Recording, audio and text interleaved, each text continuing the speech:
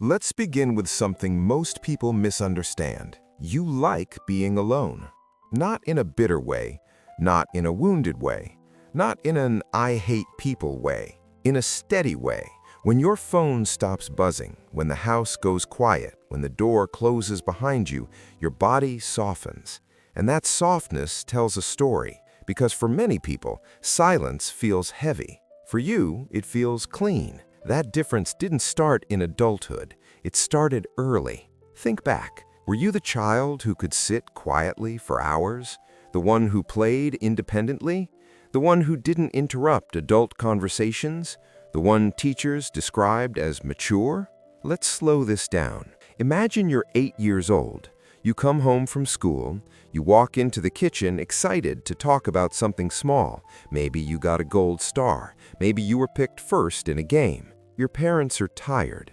They're listening, but not fully. You get distracted. That's nice. It's not rejection, but it's not attunement either. So your nervous system makes a micro adjustment. Maybe I don't need to bring everything up. Now imagine this happening dozens of times over years. Not dramatic, just subtle. Over time, you start narrating your life internally instead of externally. You stop rushing to share. You process quietly. You become efficient, and efficiency becomes identity. When you were young and excited, did someone match your energy, or did you learn to lower it? That answer matters. Not all emotional independence comes from trauma. Sometimes it comes from emotional minimalism. A household where no one openly discusses feelings. Conflict is avoided rather than resolved. Parents are physically present but mentally elsewhere. Love exists, but depth is limited. You weren't abandoned. You were simply not deeply mirrored, so you learned to mirror yourself.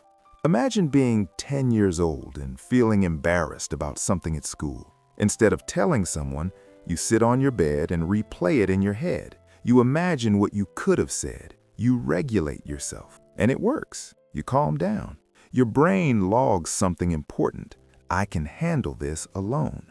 That belief becomes powerful, but it also becomes default. Here's where it deepens. If emotional responses in your environment were unpredictable, even mildly, your body adapted.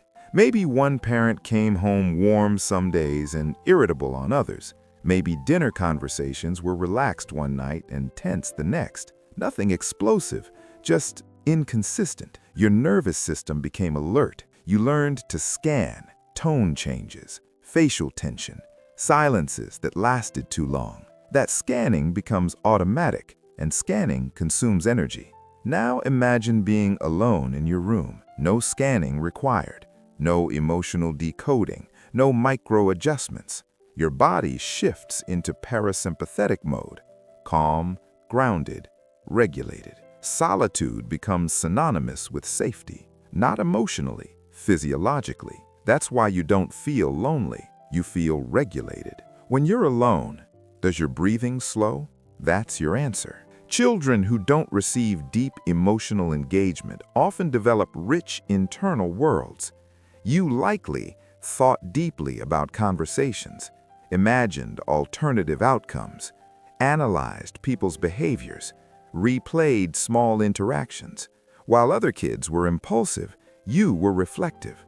You built a private psychological landscape, and that landscape became home.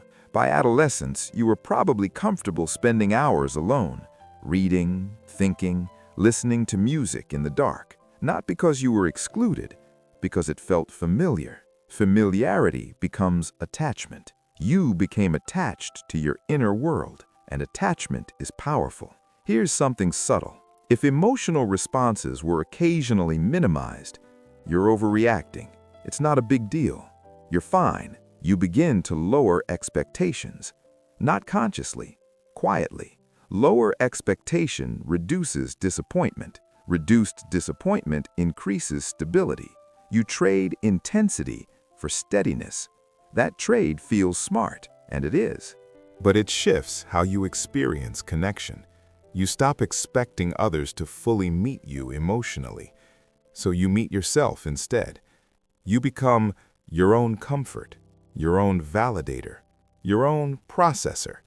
That's strength, but it also decreases dependency, and dependency is what makes many people fear being alone. You never built that dependency deeply, so solitude doesn't scare you. Ask yourself honestly, do you trust yourself more than you trust emotional environments? That's the core. Let's talk about performance. Even in healthy social settings, there is subtle performance. You manage tone, you time jokes, you soften directness. If you grew up subtly adjusting to moods at home, that performance becomes second nature, and second nature becomes tiring. After social events, even enjoyable ones, you feel drained. Not because you dislike people, because your brain runs background processes, monitoring, adjusting, calibrating. Being alone shuts that down. No audience, no editing, just existence. That feels freeing. By your teenage years, you were likely known as the independent one, the quiet, strong one, the one who doesn't need much. And praise reinforces identity. You're so mature, you're so easygoing, you never cause problems. You internalized that, so now expressing need feels inconsistent with your identity. Needing someone feels foreign. You can do it, but it doesn't feel natural. That's not emotional coldness, that's long-practiced autonomy. Now we go deeper. Sometimes preferring solitude isn't just about calm, it's about avoiding unpredictability. Even safe relationships carry risk, misunderstanding, disappointment, mood shifts, miscommunication. Your nervous system prefers predictability. Predictability is highest when alone. So solitude becomes efficient regulation. Efficiency feels logical, but growth is rarely efficient. Growth requires vulnerability, and vulnerability requires other people. That's the internal tension. When was the last time you let someone see you unfiltered? Notice how long you have to think. There's a critical difference. Solitude is chosen nourishment. Avoidance is protective withdrawal. Sometimes you genuinely want quiet. Other times you retreat because connection feels uncertain. The challenge? They feel similar. Both are calm, both are quiet, but one expands you. The other shields you. And unless you slow down, you won't know which one you're choosing. Let's be clear. Your ability to be alone without loneliness is powerful. You are resilient. You are self-contained. You are emotionally capable. Many people fear being alone because they never built internal regulation. You did.